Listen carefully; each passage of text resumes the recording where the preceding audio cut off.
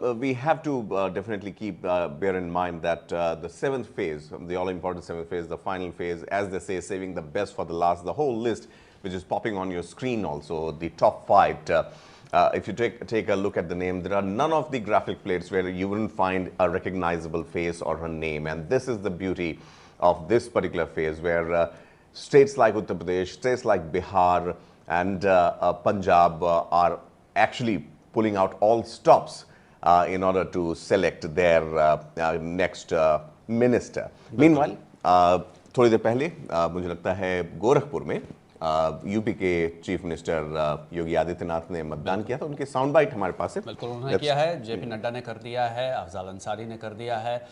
इसके अलावा भी राघव चड्ढा ने जो है उन्होंने भी मतदान किया है। तो कुछ साउंड बाइट्स हम अपने दर्शकों को सुना देते हैं। लोकतंत्र का महापर्व लोकसभा चुनाव 2024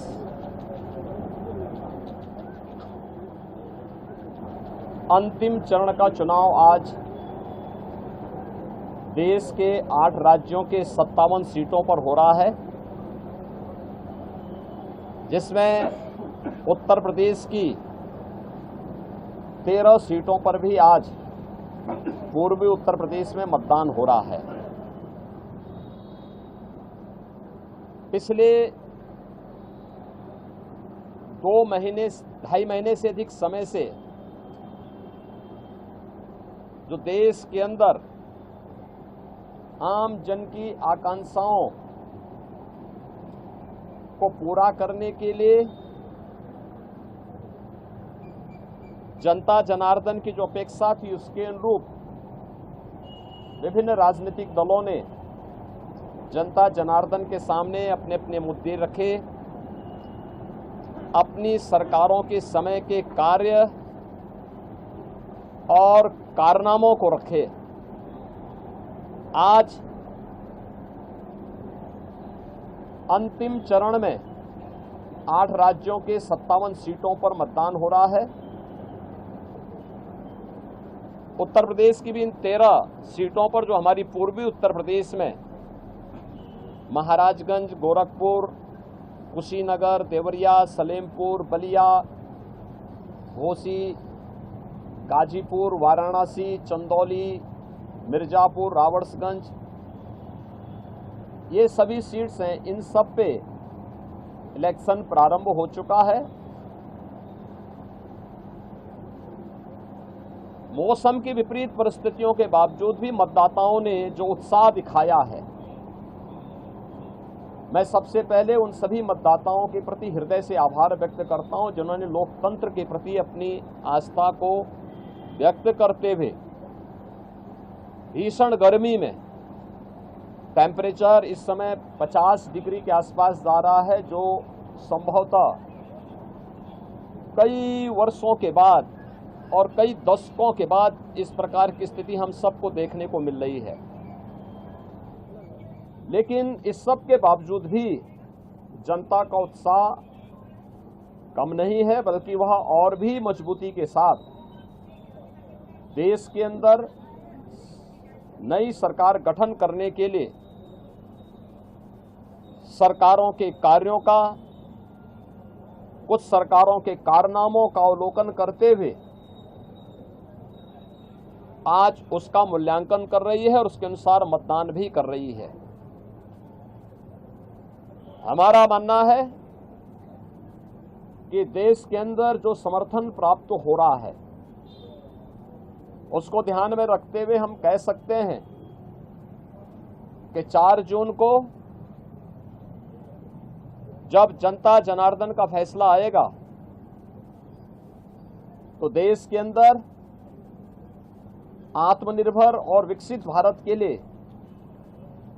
विरासत भी और विकास भी, गरीबों के प्रति संवेदना भी, युवा पीढ़ी के उज्जवल भविष्य, जिन लोगों ने और जिन पार्टियों ने, जिन सरकारों ने काम किया है उसको पूरा आशीर्वाद प्राप्त हो रहा है और जनता को सुखद अनुभूति होगी देश को सुखद अनुभूति होगी कि मोदी जी एक बार फिर से प्रचंड बहुमत के साथ सरकार बनाएंगे। उत्तर प्रदेश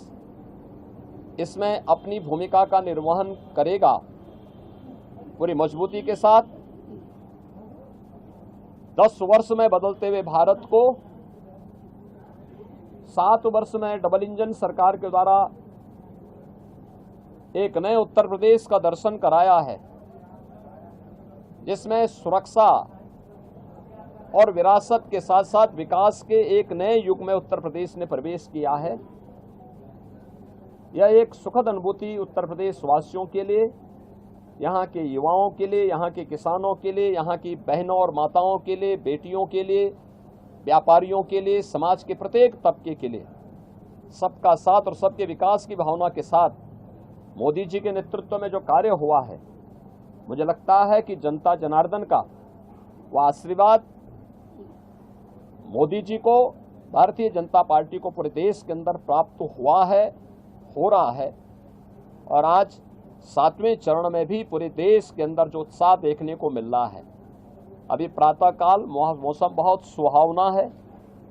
इस सुहावने मौसम का आनंद लेकर के मैं मतदाताओं से अपील करूंगा कि हमें अब जाति, मत और मजहब से ऊपर उठ करके अपने देश के उज्जवल भविष्य के लिए एक आत्मनिर्भर और विकसित भारत की जिस संकल्पना को मोदी जी ने आज़ादी के अमृत महोत्सव वर्ष में देशवासियों को दिया है, उसको साकार करने का समय आ गया है, जिससे भारत आज जो देश की सबसे बड़ी, दुनिया की सबसे बड़ी उभरती हुई अर्थव्यवस्था है, यह आगामी 3 वर्ष में दुनिया की तीसरी बड़ी अर्थव्यवस्था 2047 तक भारत को दुनिया के विकसित देशों की श्रेणी में खड़ा करके हर एक नागरिक के जीवन में खुशहाली लाने के लिए कार्य किया जा सके। जनता जनार्दन का आशीर्वाद इस दृष्टि आज भारतीय जनता पार्टी को प्राप्त हो रहा है और हमें पूरा विश्वास है कि 4 जून को फिर एक बार मोदी सरकार प्रचंड बहुमत के साथ आकर के आत्मनिर्भर विकसित भारत की संकल्पना को साकार करने का कार्य करेगी। Subscribe to One India channel and never miss an update.